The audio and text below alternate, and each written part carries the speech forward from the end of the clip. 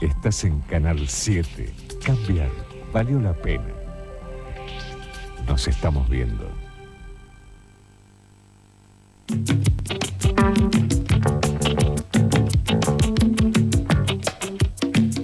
Podemos decir que la palabra globalización ya forma parte de nuestro vocabulario cotidiano.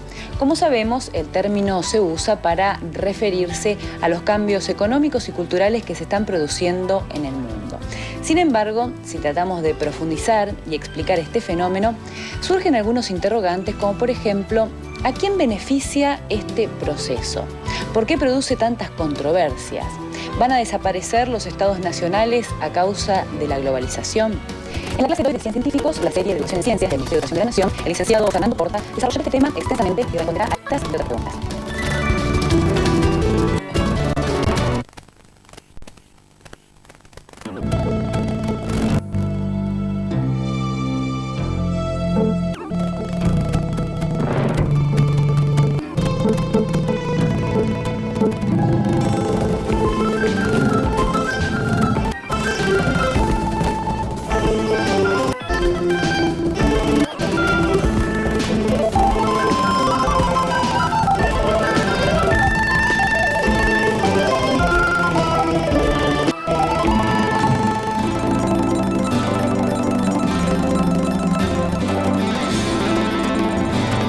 Unión Europea, NAFTA, Mercosur. ¿Qué está sucediendo con los países del mundo? ¿Se han puesto de acuerdo para hacer todos lo mismo? Regionalización, globalización, dos conceptos que están en nuestro lenguaje cotidiano. Para hablarnos de ello está con nosotros el profesor Fernando Porta. Y una parte de la entrevista que le hiciéramos en su lugar de trabajo sigue a continuación.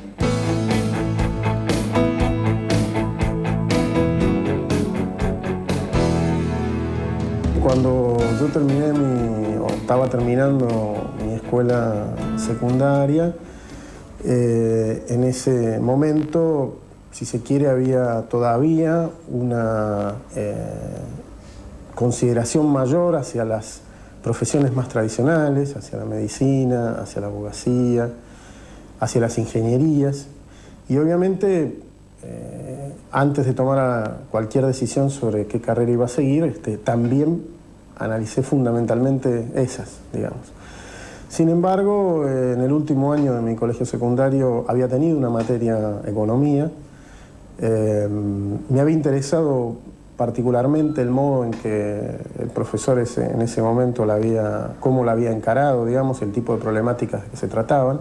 Era una carrera relativamente nueva en la Argentina, recién se había organizado como tal alrededor de unos 4, 5 o 6 años antes. Es decir, no era nueva la Facultad de Ciencias Económicas, pero sí era nueva la disciplina economía como una disciplina independiente.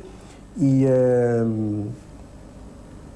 finalmente, por una consideración, por un gusto, digamos, sobre las cosas que habíamos visto ese último año en esa materia y por el hecho de que se trataba de una disciplina nueva, digamos, ambas cosas me atrajeron y terminé dedicándome a eso.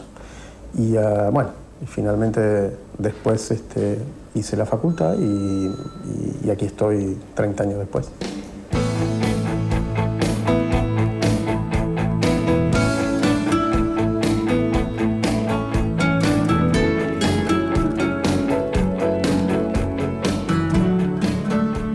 El profesor Porta colabora con institutos de estudio y capacitación de organismos pertenecientes a derechos humanos y sindicatos. Destacamos entre sus últimos libros los siguientes: Estrategias empresariales en tiempos de cambio y la inversión extranjera directa en la industria manufacturera argentina. Profesor, cuando quiera. ¿Cómo están? ¿Cómo les va? Estamos aquí hoy para hablar de un tema que últimamente ha merecido mucha atención en los diarios, en los medios. Escuchamos hablar permanentemente de cómo ha avanzado el proceso de globalización, de cómo ha avanzado también otro proceso que llamamos de regionalización. Y estas dos cuestiones, estos dos fenómenos, tienen tanta difusión hoy entre nosotros como discusión, digamos. Hay quienes piensan efectivamente que la globalización no solo es un proceso inevitable, un proceso que está en marcha de un modo absolutamente definido y determinado, sino que al mismo tiempo sería el proceso por el cual todos los países del mundo y sus habitantes accederían a mejores condiciones de vida, a una mejor calidad de su existencia. Y por otro lado, hay quienes piensan que por el contrario, la globalización, tal como se está produciendo, es un fenómeno que afecta fundamentalmente la marcha de los países, la vida de las sociedades, de un modo inequitativo, en el cual habría algunos, relativamente pocos, ganadores en este proceso y muchos perdedores del mismo. Del mismo modo, la regionalización tampoco es un proceso que es percibido por todos de la misma manera, ni considerado por todos de la misma manera. Hay quienes piensan que es un proceso que va a llevar a los países que integran distintos acuerdos comerciales, distintos acuerdos económicos, a desempeñarse mejor, y hay otros que piensan que por el contrario, en el marco de esos acuerdos, en el marco de esos procesos, lo que se dan son desigualdades crecientes entre países cada vez más ricos y países cada vez más pobres. Por eso es interesante que discutamos hoy alrededor de estas cuestiones. Hay una controversia muy fuerte, todo el tiempo hay manifestaciones en las que participan mucha gente, distintos organismos, protestando contra los efectos de la globalización, y al mismo tiempo también podemos leer una cantidad importante de declaraciones a favor de este proceso. Entonces es bueno que tratemos de entender un poco estos dos fenómenos y cómo se relacionan. Y de eso es de lo que vamos a estar hablando durante la clase de hoy. Vamos a empezar por las definiciones, así tenemos un primer punto de partida. ¿Qué entendemos por globalización? Vamos a decir que por globalización entendemos un proceso de intensa y creciente vinculación entre los distintos países que conforman el mundo. Esa vinculación cada vez más fuerte se da en varios planos. Se da claramente en el plano económico, porque intensifican sus relaciones comerciales, sus relaciones financieras. Se da también en el plano político, porque existen alineamientos y posiciones conjuntas en distintos foros internacionales. Al mismo tiempo estamos acostumbrados a que circule entre nosotros cada vez más cualquier cantidad de información. Estamos en condiciones de enterarnos inmediatamente, casi en el mismo momento que los hechos suceden, de lo que pasa en otras partes del mundo. A este fenómeno de cada vez más vinculación entre nosotros, cada vez más vinculación entre los países, es a lo que por el momento vamos a llamar globalización. Ahora, por otro lado, también estamos acostumbrados a ver bloques de países, acuerdos entre los países, constituyen entre sí asociaciones deliberadamente para distintos propósitos, propósitos que pueden ser económicos, propósitos que pueden ser políticos, y se definen esos países como pertenecientes a una misma región política y una misma región económica. A esto vamos a llamar por ahora regionalización. Fíjense ustedes que por el momento hemos definido estos dos conceptos y no hemos establecido todavía una relación muy fuerte entre ellos. Enseguida vamos hacia esa cuestión. ¿Por qué nos llama tanto la atención ahora esto? ¿Por qué es que hay tanta discusión sobre esta cuestión? Pensemos un poco en la idea misma de la globalización. No sé si ustedes saben, pero en el año 1994 hubo una crisis muy fuerte desde el punto de vista económico y social en México. En el año 97 hubo una crisis muy fuerte del mismo tipo en Rusia. Y este mismo año ha habido una crisis muy fuerte del mismo tipo en Turquía. ¿Por qué les menciono esto? Porque cualquiera de estas tres crisis han tenido su impacto casi inmediato sobre Argentina. Ahora, si nosotros vamos a mirar un poco el mapa, vamos a ver que México, aquí, o en este mapa de aquí arriba de América, está muy distante de la Argentina, no pertenece a la misma región, no son países vecinos. Mucho más es el caso de Rusia respecto de Argentina, está casi en la otra punta del mundo. O el caso de Turquía, que está bien al este de Europa, también muy distante de la Argentina. Sin embargo, esas cosas, esas crisis que han ocurrido en esos países, provocaron su impacto en la Argentina, provocaron su terremoto. ¿Por qué? ¿Eran países que tenían fuertes relaciones comerciales con la Argentina? No. ¿Eran países vecinos de la Argentina? No. Y sin embargo han tenido un efecto. ¿Qué es lo que pasa? Lo que pasa es que la economía argentina, en cada uno de esos años, atravesaba por problemas bastante parecidos a los de México, o a los de Rusia, o a los de Turquía. Y entonces existe la idea entre los inversores internacionales, vamos a ver que son agentes importantes del proceso de globalización, que si algo malo está ocurriendo en México, y si algo malo está ocurriendo en Rusia, y si algo malo está ocurriendo en Turquía, como para irse de esos mercados y de esos países, lo mismo puede estar pasando en Argentina en cualquier momento si la Argentina tiene esos mismos problemas. Esto es un efecto de la globalización, digamos. Si queremos tener algunos ejemplos del regionalismo, digamos, también podemos aproximarnos al mapa, podemos ver en el mapa qué regiones políticas y económicas hoy se están generando, digamos. Tenemos el caso, por ejemplo, de la Unión Europea.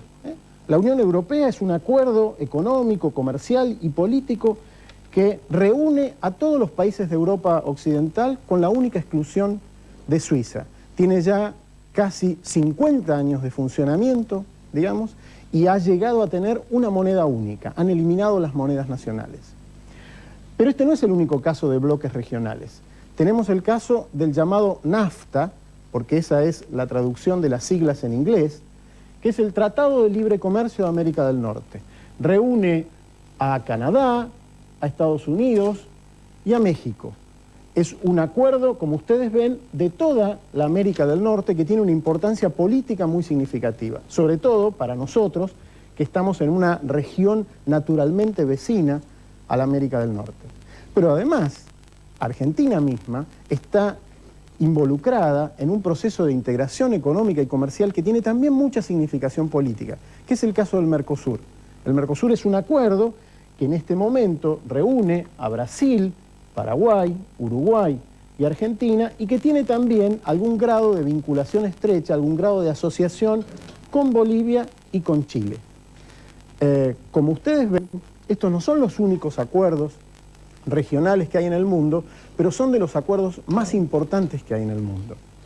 Ahora, la intensidad de este proceso de globalización que hemos comentado y el hecho de que podamos advertir que existen tantos bloques de países, a veces nos hacen ver que la globalización y la regionalización serían un fenómeno de nuestro tiempo, como si fuera un fenómeno novedoso, como si fuera un fenómeno inédito, que nunca hubiera tenido ningún tipo de expresión hasta nuestros días. Es algo así como si fuera un proceso totalmente moderno, totalmente contemporáneo a nosotros. Sin embargo, esto no es así. Desde casi el mismo origen de nuestra forma moderna de producción, nuestra forma relativamente moderna de organización de las sociedades, que es el desarrollo del capitalismo a partir del siglo XVII, digamos, y en particular con la revolución industrial en el siglo XVIII, con la introducción de la máquina de vapor a los procesos de manufacturación, el mundo se ha constituido como una economía de crecientes relaciones entre los países.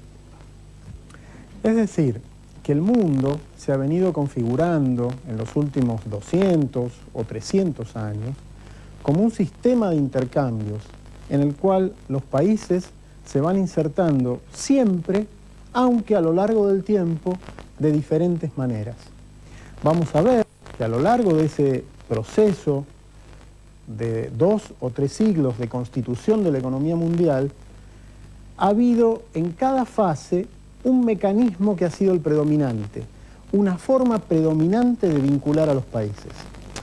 Podríamos decir que la primera en el principio, fundamentalmente en el siglo XVIII y la primera mitad del siglo XIX, el vínculo principal entre los países ha sido el comercio. Es decir, en su origen, cada país produce en función de lo que son sus recursos naturales, su clima. Eso es lo que determina cuál es su especialidad en la producción. Por supuesto, eso hace que no todos produzcan lo mismo y que no todos produzcan aquello que necesitan consumir. Esto da origen al comercio. Los países producen, venden los excedentes de lo que producen y al mismo tiempo le compran a otros países aquellos que ellos no producen. Las relaciones comerciales ha sido el modo principal en que la economía mundial se constituyó por lo menos hasta mediados del siglo XIX. Claro, en ese proceso hubo países que acumularon capital, que acumularon excedente, que desarrollaron manufactura, que desarrollaron capacidades para procesar las materias primas y que entonces fueron en busca de nuevas fuentes de materias primas por otros lugares del mundo, invirtieron en esos países para explotar esas fuentes de materias primas y de este modo poder industrializar en sus sedes. Esta segunda fase de constitución de la economía mundial, entonces, que cubre más o menos la segunda mitad del siglo XIX y hasta 1920, 1930, está dominada por corrientes financieras, por corrientes de inversiones. Ya, mucho más recientemente, mucho más cerca de lo que nosotros conocemos, en la posguerra, digamos, desde 1945 en adelante, la forma principal de constitución de la economía mundial es el desarrollo de grandes empresas internacionales. Empresas que producen en distintas partes del mundo y que se constituyen, por lo tanto, como una corporación gigante a escala internacional que solemos llamar corporación multinacional, corporación transnacional. Lo que queremos decir es una empresa que tiene sedes y filiales en distintas partes del mundo. Por ejemplo, algunas de estas empresas producen lo mismo en todas aquellas partes en las que están establecidas. Piensen ustedes, por ejemplo, en el caso de Coca-Cola. Produce el mismo tipo de producto ahí donde se establece. Algunas otras empresas se constituyen de un modo diferente. Producen distintas partes de su proceso productivo, distintos componentes en distintos países y a lo mejor ensamblan todos esos componentes, los arman para producir un producto final en otro país. Puede ser, por ejemplo, el caso de IBM o el caso de las empresas de informática, que producen las partes de las computadoras, las partes de las impresoras en distintos lugares y después terminan armando ese conjunto en otro país. O puede ser el caso más frecuente de las empresas automotrices, una empresa como Ford o una empresa como General Motors, que hace un poco de las dos cosas. A veces produce el mismo producto en distintos países y a veces produce partes de ese producto en varios países y termina ensamblándolos en uno solo. Este es el modo principal en el que se ha constituido la economía mundial desde la posguerra en adelante. Es decir, que tenemos una economía mundial que ha venido cambiando a lo largo del tiempo, pasando de tener el comercio como su vehículo principal a un segundo movimiento de inversiones para fundamentalmente explotar reservas de materias primas, a un tercer movimiento para la constitución de empresas, de grandes empresas internacionales. Ahora, ¿por qué nos llama tanto la atención hoy el grado de integración que ha alcanzado la economía mundial, tal que nos hace aparecer incluso que a veces este proceso que yo acabo de mencionar, de construcción de casi 2 o 3 siglos de la economía mundial, se nos aparezca hoy a nosotros como un proceso totalmente novedoso?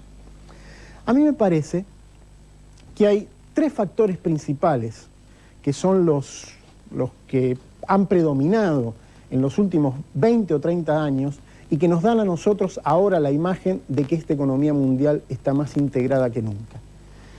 Yo diría que son 3 factores totalmente diferentes en términos de órdenes de los mismos, pero a su vez factores que se interrelacionan, factores que se autorrefuerzan actuando conjuntamente. Yo diría que hay un primer tipo de factores de expansión de la globalización, que son los factores que podríamos llamar de orden tecnológico.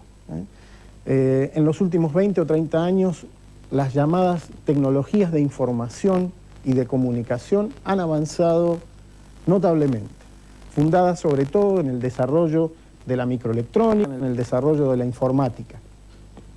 Esto ha constituido el soporte material del proceso de globalización, porque ya los vínculos entre las distintas unidades, entre las distintas filiales, son vínculos que la tecnología permite que sean casi en tiempo real. Hay un segundo factor que es importante, que es de naturaleza económica financiera, y que tiene que ver con el gran desarrollo de las finanzas internacionales, facilitado sobre todo por el desarrollo de las tecnologías de información. Hoy los operadores internacionales de finanzas trabajan, como ustedes saben, online, 24 horas sobre 24 horas, viendo cuáles son las mejores oportunidades de aplicación de fondos ahí donde el mercado de capitales o el mercado financiero esté activo. Y pueden combinar inversiones en Asia con inversiones en América Latina, con inversiones en Norteamérica, en tiempo real, obviamente. Lo mismo pueden hacer las empresas internacionales. Esta red de filiales que las empresas internacionales tienen montadas es una red que puede ser gestionada de un modo casi automático por estas mejoras tecnológicas. Y hay un tercer factor que me parece sumamente importante y que yo llamaría un factor de orden político, y que tiene que ver fundamentalmente con lo que fue la crisis de las economías socialistas y el fin de la Guerra Fría, el fin de ese enfrentamiento político-ideológico entre el occidente capitalista y el este comunista que se produjo con el desmembramiento, la crisis y el desmembramiento de la Unión Soviética a finales de los años 80. Ese proceso político, digamos, mostró la hegemonía del capitalismo y dejó sin alternativas, digamos, en el mundo para proyectos diferentes. Esto impulsó fuertemente las instituciones del capitalismo liberal, entre otras, la misma idea del libre mercado. Y esta idea del libre mercado, que es hoy tan habitual entre nosotros, ha hecho que la mayoría de las políticas económicas de los países se parezcan, se repliquen, digamos. La mayoría de nuestros países han avanzado hacia políticas de apertura comercial y de apertura financiera. Y este factor político, unido a los factores de orden técnico, a los factores de orden económico que acabo de mencionar, han hecho que el proceso de globalización explotara de un modo nunca visto hasta aquí. Profesor, el tema es interesante y si lo interrumpo es porque creo que ya hay algunas preguntas. ¿Le parece que contestemos algunas? ¿Cómo no? ¿Quién quiere comenzar? ¿Sofía? Bueno, ¿usted cree que se puede comparar a la globalización con el imperialismo que se veía en Europa antiguamente? A ver, a mí me parece que podemos llamar al imperialismo una fase en la constitución de esa economía mundial que nosotros describimos como proceso de largo plazo. Lo que comúnmente entendemos por imperialismo tiene que ver con esa segunda fase que yo mencioné en algún momento de fuerte inversión de capitales y de desarrollo de infraestructura en la búsqueda de nuevas fuentes de materias primas para los países que hasta ese momento ya se estaban industrializando. Entonces, podemos ubicar, digamos así, el origen y desarrollo del imperialismo en los alrededores de la segunda mitad del siglo XIX, digamos, y primeros años del siglo XX. Esa forma de expansión que conocemos como el imperialismo, que supone fuertes inversiones de capital de unos países en otros, se ha prolongado modernamente, digamos, asumiendo nuevas formas con el desarrollo de las empresas internacionales. Las empresas internacionales, al desarrollar filiales en distintos países, constituyen, digamos así, una versión más reciente, una versión más moderna de lo que tradicionalmente ha sido llamado como imperialismo. Lo que estamos viendo es hasta dónde la globalización, lo que hoy entendemos por globalización, tiene rasgos parecidos a esas fases y rasgos novedosos. Como vemos, la globalización en realidad combina comercio con inversiones, con empresas internacionales, digamos. Es una suerte de síntesis de la forma en que la economía mundial se ha venido constituyendo en el largo plazo. Y tiene elementos novedosos que están dados precisamente por el hecho de que hay un desarrollo tecnológico que la hace muchísimo más extendida y muchísimo más intensa. Hay algún desarrollo de agentes económicos internacionales que los hace constituirse como verdaderas unidades internacionales que operan por encima de la frontera de los países, por eso las llamamos transnacionales, porque que en cierto sentido pueden moverse y andar saltando las fronteras, los controles de los países, digamos, y esto en cierto sentido está facilitado por el hecho de que hoy tenemos un modelo económico que aparece como hegemónico, unas instituciones de mercado que aparecen como hegemónicos. Entonces, la globalización tiene contenidos del viejo imperialismo y se ha renovado en función de estos nuevos factores que hemos venido mencionando. ¿Está claro? Profesor, hay muchas más preguntas, pero debemos ir a una pausa. Bueno. ¿Sí?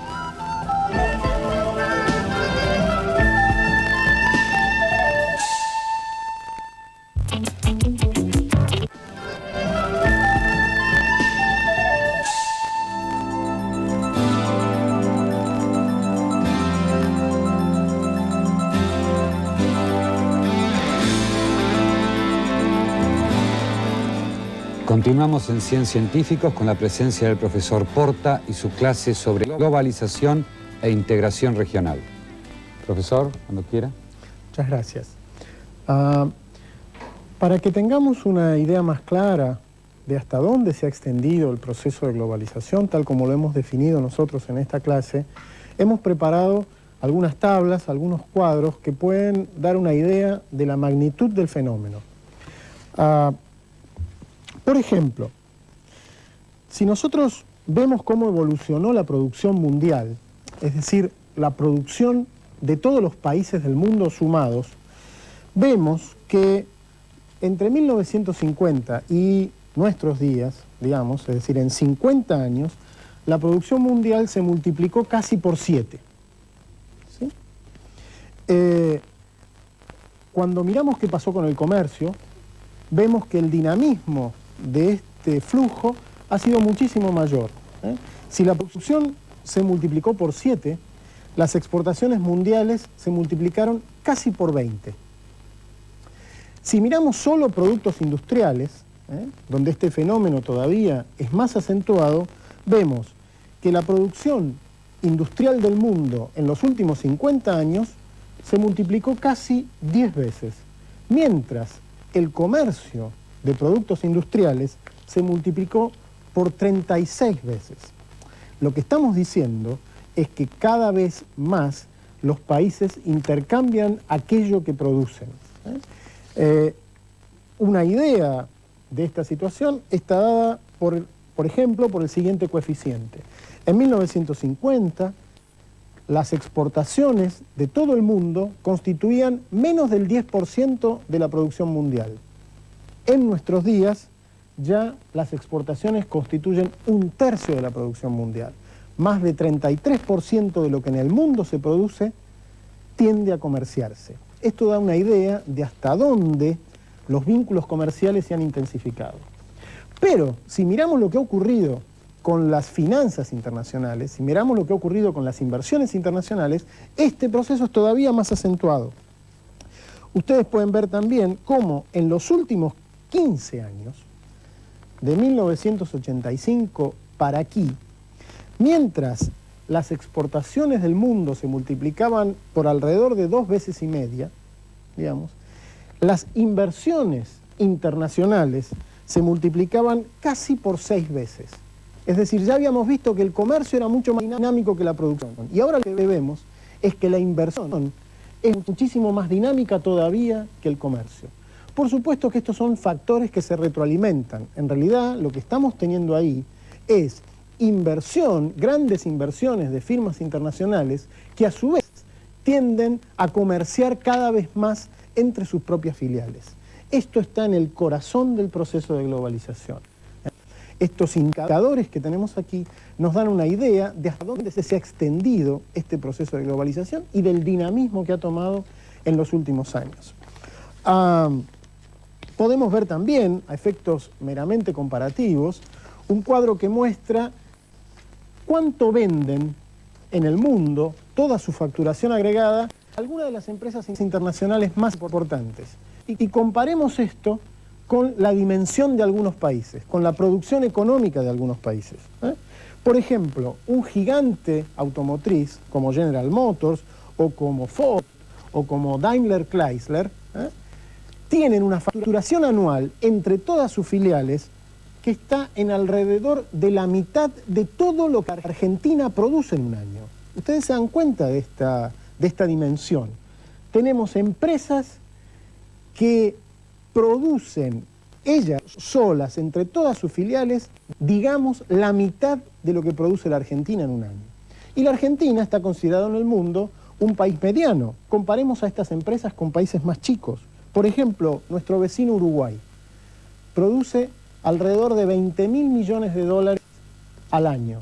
Es decir, Uruguay, comparado con cualquiera de estas grandes firmas que mencioné, tiene un tamaño 7 veces menor. ¿Sí? Imagínense ustedes estos verdaderos actores internacionales. Son agentes económicos muy poderosos e insisto, en ellos está constituido el vehículo principal, el corazón del proceso de globalización. Estos indicadores nos dan una medida, digamos, de hasta dónde este proceso se ha intensificado, se ha desarrollado en estos últimos años.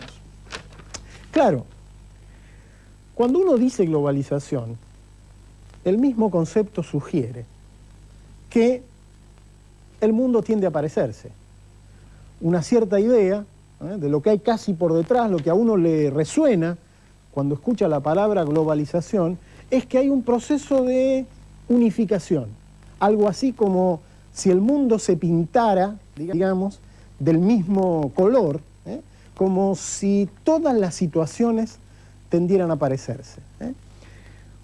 Otra vez, así como la globalización, hemos tratado de mostrar, no es un fenómeno novedoso, aunque nosotros así lo percibamos, la globalización tampoco es un proceso homogéneo, un proceso armónico, tal como el mismo término parece sugerirlo. Por el contrario, la globalización es un proceso contradictorio, conflictivo, fuertemente heterogéneo. ¿Sí? Yo diría que hay 3 dimensiones conflictivas de la globalización, 3 dimensiones contradictorias de la globalización. Y me gustaría referirme con un poquito de detalle a cada una de ellas. Una primera dimensión es que la globalización supone, como hemos visto, agentes internacionales, bancos internacionales, empresas internacionales, supone reglas internacionales. Cada vez más hay organismos internacionales que en cierto sentido dictan reglas de distinta naturaleza que deben regir la actividad económica de los diferentes países. ¿Sí?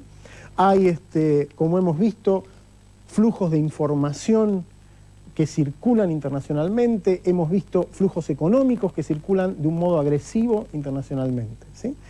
Esa cuestión, empresas internacionales, monedas internacionales, bancos internacionales, reglas internacionales, parece ser contradictoria con la misma idea de la existencia de estados nacionales, de políticas nacionales. Es más, hay algunos analistas que incluso piensan que al extremo, digamos, la globalización hasta podría suponer la misma desaparición de los estados nacionales. Esto que la forma que nosotros conocemos de organización de nuestros países, digamos. ¿Sí? Sin llegar a esa hipótesis extrema, lo cierto es que los países se encuentran en este proceso de creciente internacionalización cada vez más débiles, cada vez con menos márgenes de maniobra para orientar esas fuerzas. Sobre esto vamos a volver inmediatamente, pero este me parece que es uno de los elementos contradictorios de la globalización. El segundo elemento contradictorio de la globalización es que si por un lado tenemos pautas de consumo mundiales, marcas, dietas, hábitos, costumbres que se van mundializando, ¿sí? Tal que, insisto, parece que todo lo pinta del mismo modo, al mismo tiempo lo que tenemos son condiciones de desarrollo de los países totalmente diferentes, ¿sí? Es decir, un producto se impone como el producto mundial, como al que todo consumidor debe aspirar, ¿eh?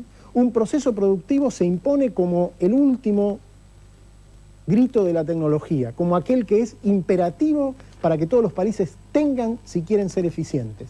Pero al mismo tiempo que tiende a estandarizarse, a hacerse iguales a aquello que consumimos y del modo que lo producimos, resulta que las diferencias entre los países son crecientes. La brecha entre países ricos y países pobres es creciente. Hay algunos indicadores que también podemos ver que muestran que, por ejemplo, la capacidad adquisitiva de un consumidor medio japonés es casi 80 veces la capacidad adquisitiva de un consumidor medio de Kenia o de un consumidor medio de Haití. Y sin buscar diferencias tan extremas, la capacidad adquisitiva de un consumidor norteamericano está entre 3 y 4 veces la capacidad adquisitiva media de un consumidor argentino. Es decir, que por un lado el sistema nos propone un modelo global de consumo y producción y por otro lado genera diferencias muy fuertes entre los países tal que muchos de sus habitantes no pueden acceder a ese modelo global. Este es un segundo aspecto contradictorio de la globalización. Precisamente en esta dinámica de difusión de pautas uniformes por un lado y de exclusión por la otra, residen los riesgos de este mercado globalizado. Y esto nos lleva a considerar el tercer aspecto contradictorio que queríamos mencionar, que es que la globalización propone, en cierto sentido, oportunidades o nuevas oportunidades para inserción de los países en la actual configuración de la economía mundial. Por un lado, en cierto sentido, abre ciertas perspectivas de crecimiento, abre ciertas perspectivas de modernización, abre ciertas perspectivas por el desarrollo tecnológico tan acelerado de nueva capacitación. Y en esto residen quizás las ventajas que se espera uno pueda recibir del proceso de globalización. Pero al mismo tiempo, en la medida en que los países no estén en condiciones efectivamente de desarrollar sus aparatos productivos, de sumarse a esta onda de modernización, de manejar y gestionar los recursos y las capacidades que hacen falta para utilizar este desarrollo tecnológico acelerado, los países pueden y sus habitantes pueden quedar afuera de esos beneficios. Es decir, la globalización supone ciertas ventajas posibles y supone también ciertos costos importantes. Esto nos remite en cierto sentido de vuelta a cuál sería el papel de los estados nacionales, estos que decíamos han quedado relativamente debilitados para moverse en este nuevo escenario tan internacionalizado. Los estados nacionales deberían ser capaces efectivamente de administrar estas fuerzas de globalización, de manera tal de poder aprovechar al máximo las oportunidades y al mismo tiempo de poder minimizar las desventajas. En este sentido, considerar las diferencias de grado de desarrollo entre los países es muy importante. Todos sabemos que si nosotros metemos en el mismo corral al lobo y las gallinas, la capacidad de supervivencia de ellos no es la misma. De este modo, los estados nacionales lo que deben hacer fundamentalmente es proteger, llamémosle así, a sus sectores más débiles, a sus segmentos de población más débiles frente a estas amenazas posibles de la globalización. Ahora, hemos dicho también en algún momento que este proceso de globalización asume algunas formas regionales. Mostrábamos cómo en el marco de esta internacionalización de la economía mundial aparecían bloques regionales de comercio. Y esto es lo que llamamos la regionalización o el regionalismo. El regionalismo en realidad supone dos fenómenos que se complementan. Uno es el hecho de que en general los países vecinos suelen tener precisamente por cuestiones de cercanía, de idiomas comunes, de tradiciones comunes, de culturas comunes, suelen tener relaciones económicas y políticas más intensas. En cierto sentido, así considerado, el regionalismo es una especie de proceso de globalización mirado con una lupa.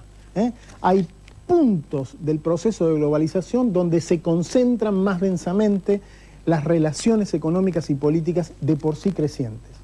Pero el regionalismo, además de ser un fenómeno de vínculo entre países vecinos, es también una política deliberada, es también una estrategia.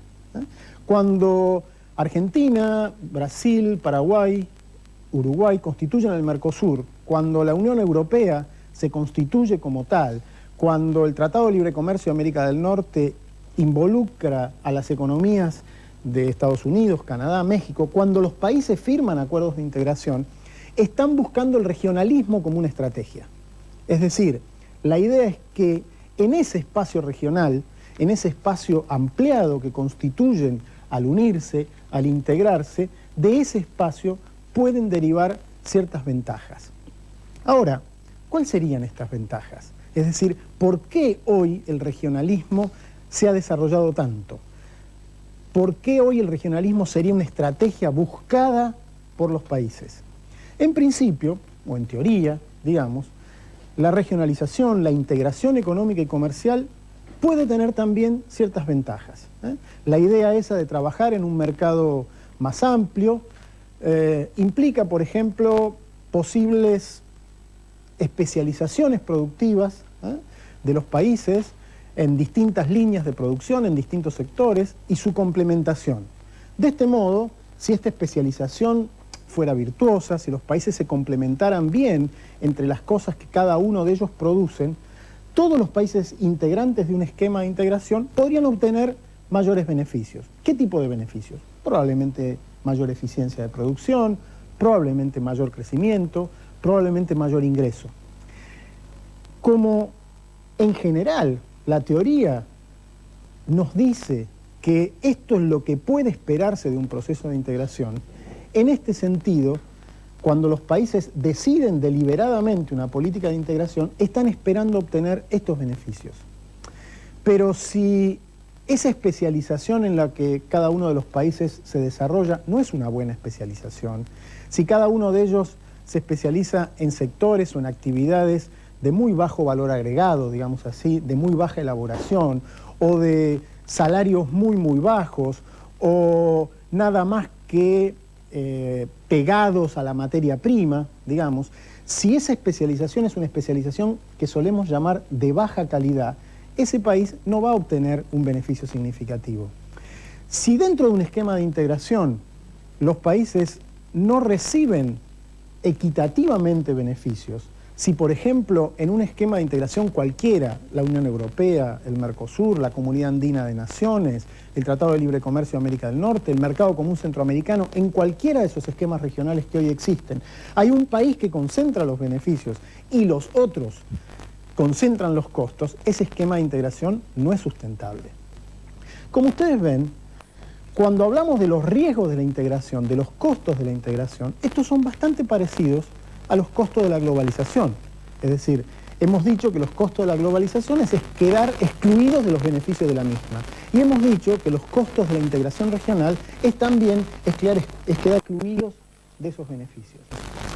¿Por qué la regionalización podría ser una estrategia para enfrentar de mejor modo el proceso de globalización?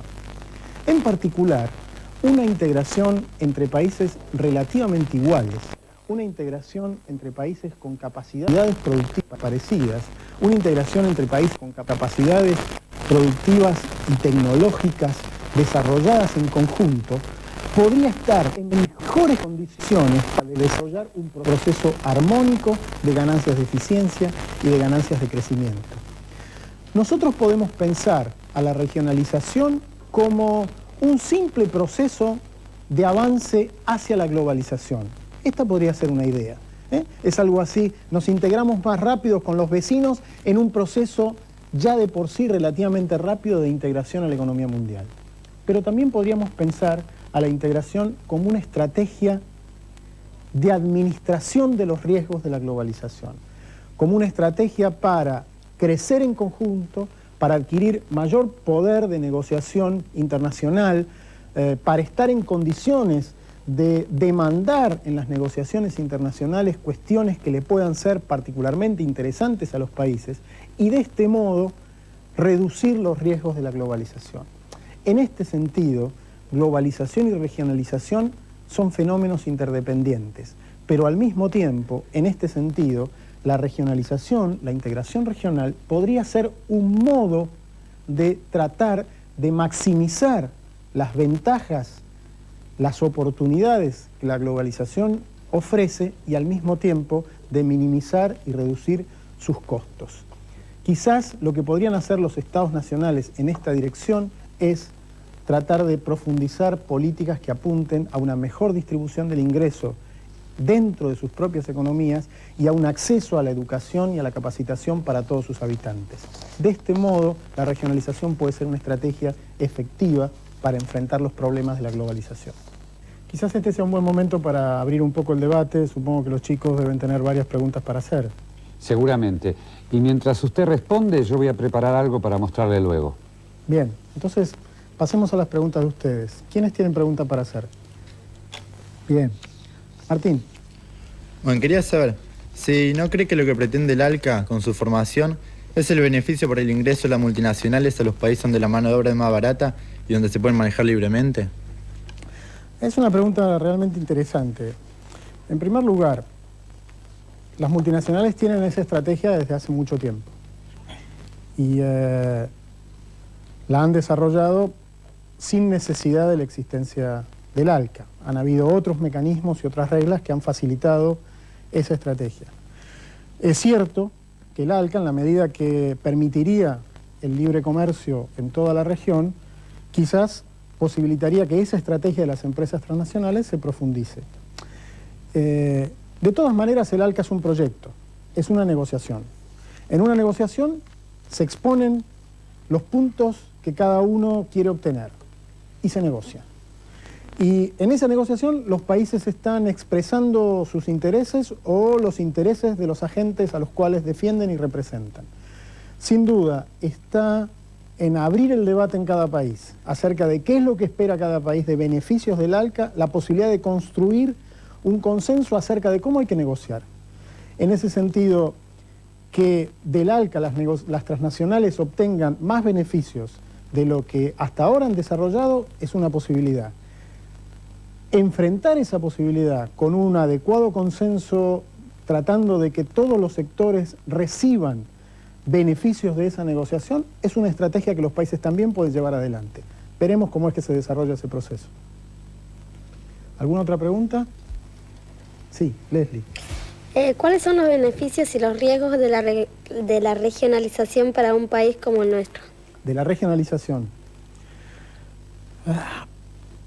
A ver, si nosotros miramos lo que ha pasado en el Mercosur en los últimos tiempos, vemos que para Argentina el Mercosur ha sido un mercado muy atractivo para muchas de sus producciones, incluso para muchas de sus producciones que no encuentran mercado en otros países del mundo. Es decir, la integración regional es también un modo de aprender a desenvolverse internacionalmente. La Argentina, en estos años, ha obtenido algún beneficio de esa posibilidad de venderle más a sus socios regionales, incluso de vender productos de mayor elaboración, productos manufacturados, etcétera, que, insisto, la Argentina tiene problemas para colocar en otros mercados más desarrollados. Pero al mismo tiempo, sabemos también que si esto es cierto en términos de oportunidades para la Argentina, también fue cierto para sus socios. El mercado argentino también fue una oportunidad de crecimiento para sus socios regionales. Y esta oportunidad de crecimiento para sus socios regionales, quiero decir que sus socios regionales le venden hoy más a la Argentina que lo que hacían antes, ha implicado también ciertos perjuicios para algunos sectores. Hay algunos sectores que no han podido competir contra las producciones de los socios porque estas son más baratas o porque estas son de mayor calidad o por lo que sea. En estas dos dimensiones está la cara de la regionalización. Hay un aspecto de oportunidad, hay un aspecto de poder crecer y hay un aspecto también de, si tú quieres, de amenaza, de sufrimiento, ¿sí? Otra vez, está en los estados la necesidad de hacer políticas para regular del mejor modo esos efectos. Estos países no tienen que crecer unos a costas de otros, tienen que crecer todos juntos maximizando sus oportunidades. Profesor, esto es lo que había preparado. Como usted sabe, Guillermo Crisanti es un artista que elabora un objeto para cada uno de nuestros programas. Intenta representar el tema de la clase. No fue fácil con su tema, con la globalización. Y nos trajo este objeto, que es bello y además significativo. Luego de escucharlo, empiezo a entender qué quiso decir el artista. Un poco, aquí hay un plano de la globalización.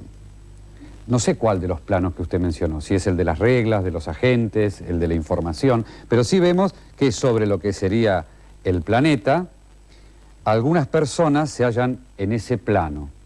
Algunas fuertemente adheridas, otras como colgadas, y finalmente algunas que hacen como fuerza para traer ese plano hacia su región. Y algo más. Guillermo les dio a este objeto y a estos personajes algo de movimiento. Es decir, también lo podemos detener. La globalización se halla en continuo cambio o bien se puede detener en algún momento. Y al detenerse se observan algunos aspectos de las regiones. Sí, me iba a decir algo. Sí, digamos, me parece que el artista efectivamente captó una idea que quisimos dar en esta clase y que es que la globalización parece un proceso único, parece un proceso en algún plano, pero no es tal cosa. Tenemos actores diferentes, tomados de ese proceso de modo diferente, con capacidades diferentes, y por lo tanto los efectos que este proceso que parece único puede tener sobre todos estos múltiples agentes también es un efecto diverso.